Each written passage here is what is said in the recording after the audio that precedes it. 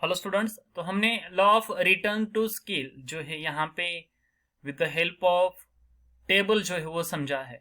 अब इसी जो टेबल इसी थ्योरी को इसी लॉ को हम with the help of diagram भी जो है वो समझेंगे।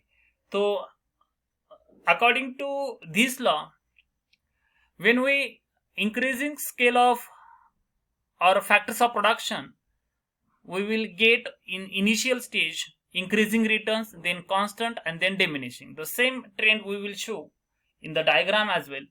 So for to explain this, we have taken on ox axis scale of production and oy axis marginal production और marginal returns. अगर हम लोग देखेंगे यहाँ पे मार्जिनल रिटर्न्स का एक कॉलम देखेंगे तो स्टेज वन जो है हमें क्या इंक्रीजिंग रिटर्न्स देखने को मिलता है। तो फिर हमने यहाँ पे डायग्राम में भी इंक्रीजिंग रिटर्न्स जो है यहाँ पे हमें जो है स्केल 4 तक जो है इंक्रीजिंग रिटर्न्स देखने को मिल रहे हैं। तो फिर हमने क्या किया, ये जो रिटर्न्स है यहाँ पे स्टेज 1 दिखाया है, आर से लेकर पी तक ये इंक्रीजिंग रिटर्न्स का जो है वो स्टेज है, स्टेज 1, जिसमें हमें देखने को मिलता है कि 10 जब स्केल ऑफ प्रोडक्शन यूज होता है तो फिर 4 जब स्केल ऑफ प्रोडक्शन यूज होता है तो फिर उस टाइम पे 10 जो है वो क्या होता है, मार्जिनल रिटर्न है। इस तरह से आगे जो है सेकेंड स्टेज जो है यहाँ पे पी से लेकर क्यू तक दिखाया है, पी से लेकर क्यू तक ये स्टेज 2 है। स्टेज 2 हमारा कांस्टेंट रिटर्न्स दिखाता है। तो यहाँ पे ये एकदम हॉरिजॉन्टल फेज हमें पी से लेकर क्यू तक देखने को मिल रहा है, जहां पे मार्जिनल रिटर्न्स क्या है, कांस्टेंट है। तो यहाँ पे 10 10 10 ये जो है स्टेज 2 में हमें कांस्टेंट रिटर्न्स देखने को मिलते हैं, जो स्टेज 2 हमने पी से लेकर क्यू तक दिखाया है। देन स्टेज 3 जो है वो डिमिनिशिंग रिटर्न्स जो है वो दिखाती है, मतलब जो है 10 से 8 8 से 6 जो है वो क्या होते हैं, रिटर्न्स डिक्रीज होते हैं। तो पी से लेकर यस तक क्यू से लेकर यस तक स्टेज 3 है हमारा, क्यू से लेकर यस तक ये स्टेज 3 है, जिसमें हमें जो मार्जिनल रिटर्न जो है वो डिक्रीज होते हुए यहाँ पे नजर आ रहा है, यहाँ पे डिक्रीज होते हुए नजर आ रहे हैं।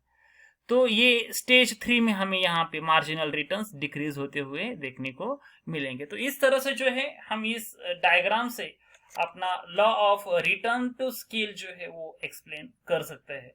अब यहाँ पे फिर से हमें एक क्वेश्चन है कि हमें इंक्रीजिंग रिटर्न्स देखने को मिलते हैं, फिर कांस्टेंट देखने को मिलते हैं, देन डिक्रीजिंग देखने को मिलते हैं। तो इसके ये ऐसा क्यों होता है?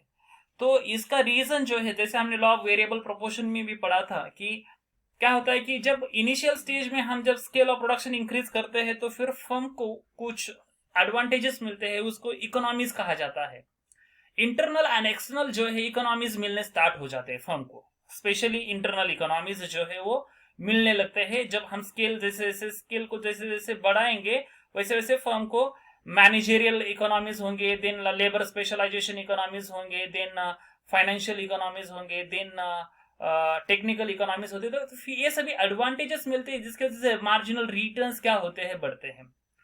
देन फिर क्या होता है कि एक लेवल आता है कि जहां पे मार्जिनल रिटर्न्स जो है स्टेज 2 में हमने दिखा है कि कांस्टेंट हो जाते हैं। तो यहां पे क्या होता है कि जो इकोनॉमीज होते हैं एंड डिस इकोनॉमीज होते हैं, तो ये दोनों यहाँ पे क्या होते हैं कि जो डिस इकोनॉमीज जो है वो इकोनॉमीज को न्यूट्रल कर देते हैं।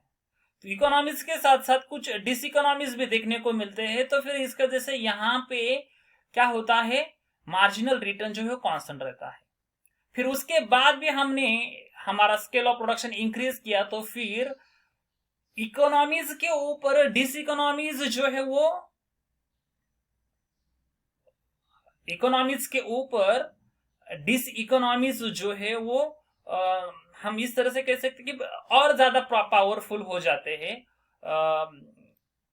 डिस इकोनॉमीज जो है वो अपना ज्यादा पावर्स दिखाती है, जिसकी वजह से हमें ये यहाँ पे डिक्रीजिंग रिटर्न्स जो है वो देखने को मिलते हैं।